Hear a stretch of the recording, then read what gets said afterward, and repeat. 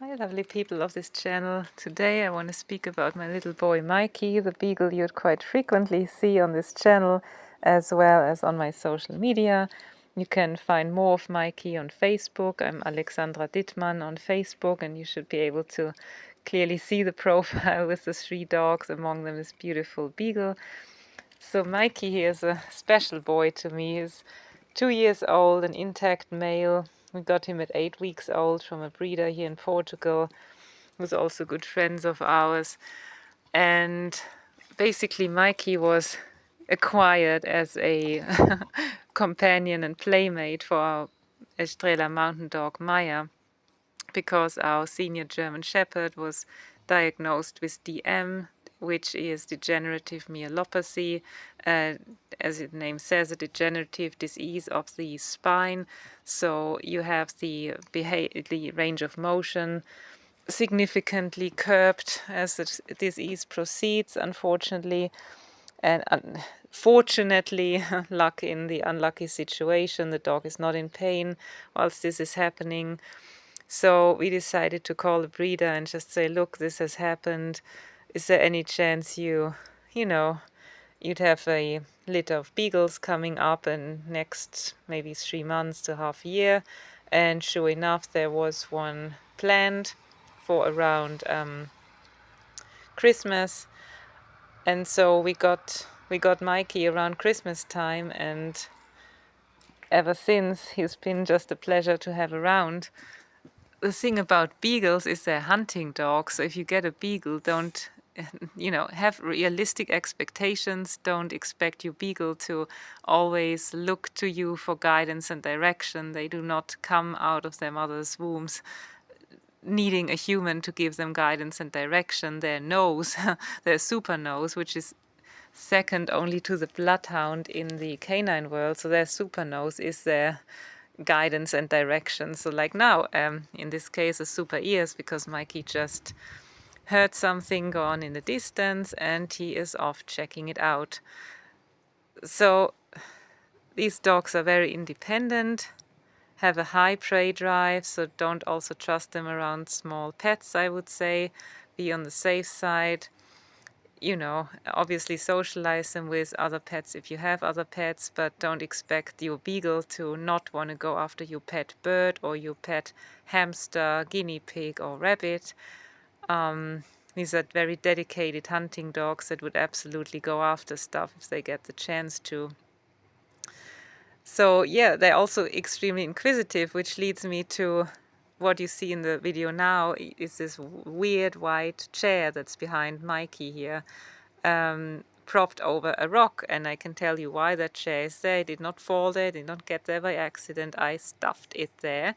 And why? Because Mikey the Beagle likes to stand on that rock, or liked to stand on that rock and then stand up on the fence. And I was worried that he might get the idea of trying to climb that fence, as many beagles are prone to doing, to try and get through, because quite often over there, as you can see, is woodlands and pastures, and we very often have foxes here, we have deer, we have all kinds of wildlife, wild boars there, wild cows, wild horses, everything you can imagine that would possibly be in woods like this is in woods like this, and the scent of it attracts, of course, a hunting dog like Mikey.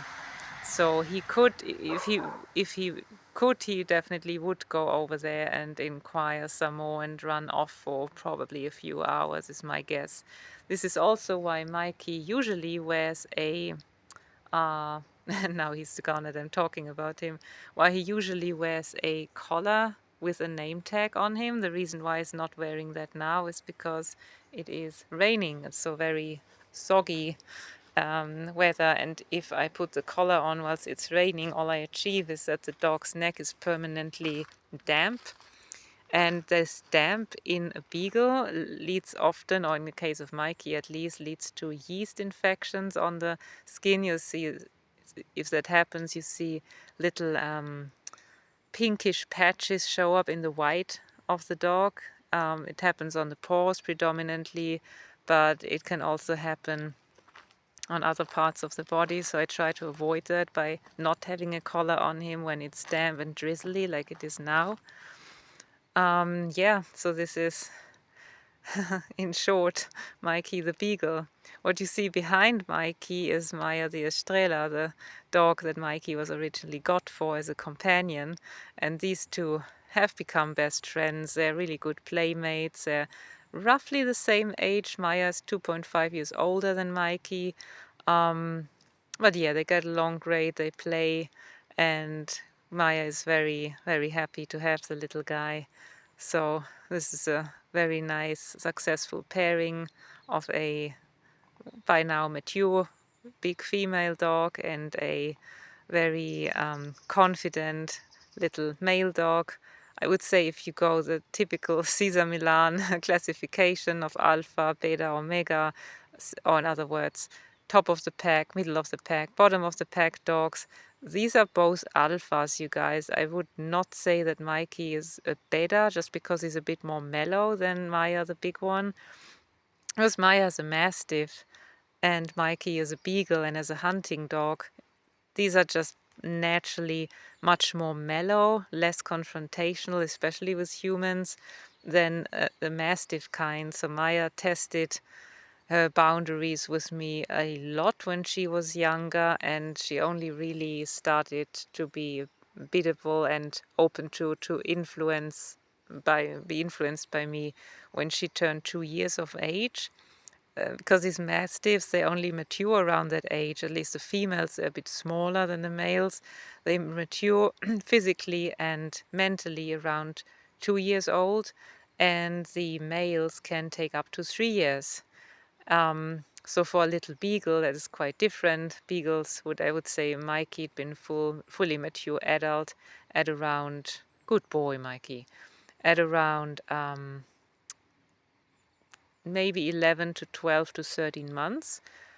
So it was a significant shift in character. He became much calmer, more easy, also more easily influenced, more obedient, just generally an amazing dog. So he really came into himself around this age of, yeah, of around 1 year. And again, 1.5 years at that age, I'd seen another significant shift in that he became again much more responsive. And as a puppy, he hadn't really even looked at me. So getting him to hold eye contact and give eye contact has been really difficult. Again, because the breed is in itself very independent, very much into doing their own thing. And you see, I mean, now he's digging the ground a little bit. He's picking up pieces of charcoal from the ground because there's a barbecue area before there. He's doing all kinds of stuff. Maya also isn't around me trying to get attention. She's just happily overseeing the valley pretty much that is here, overseeing her territory, because in her mind everything in eyesight and earshot is her property. So yeah, this is a presentation of both my dogs, Maya and Mikey. I'll have to make another video about Brianna, the older beagle. But yeah, I hope this is helpful to you guys, at least entertaining to hear a bit about the dogs that you keep seeing on this channel, and they keep popping up in your shorts feed, I'm sure. Totally spamming people here with with shorts, and I hope you guys don't mind. And also please like, share, subscribe. Subscribing in particular really helps the channel out, because we want to grow the channel, provide more content that's also related to training and canine education. Oh, and that's what it's like when an Estrela mountain dog gears into action, pops into action, starts barking. So we let her do that, and oppa, good girl. All right, all right. Thanks for coming to me and telling me that there's a noise like the neighbor opening a gate. That could be a threat. Yeah, I know. Well done. Okay, but also good that you're quiet. Very good. Okay, so you guys, I let you enjoy your day, night, evening, whatever it may be. accompanied by Maya's barking. And oh, wonderful, that's an excellent example of what can happen at any point in life, in real life. There was a fireworks going off somewhere in that direction of the mountains, a hillside, so someone is having some fun there. And if your dog is skittish or frightened of fireworks, you have them off leash. There's no fence, that dog can run off and very quickly get away from you, so it's very dangerous. So yeah, it's always good to make sure your dog is secured. And at least in the case of Maya here, if there wasn't a fence, she wouldn't go anywhere. She hears something she's spooked about, which fireworks are part of. She's coming to me, because around me is her safe zone. So she's not one of the dogs that are liable to run off, but other dogs unfortunately do, and a lot of dogs unfortunately also meet an untimely end by getting hit by cars and stuff because of fireworks. So always good to be cautious about this. So yeah, I let you go, guys. Wishing you and your pups an awesome day, and Maya and myself and Mikey the Beagle, wherever he is. Oh, he's here on the hill, on the little rock. Wish you an amazing day. Thanks for watching. Bye.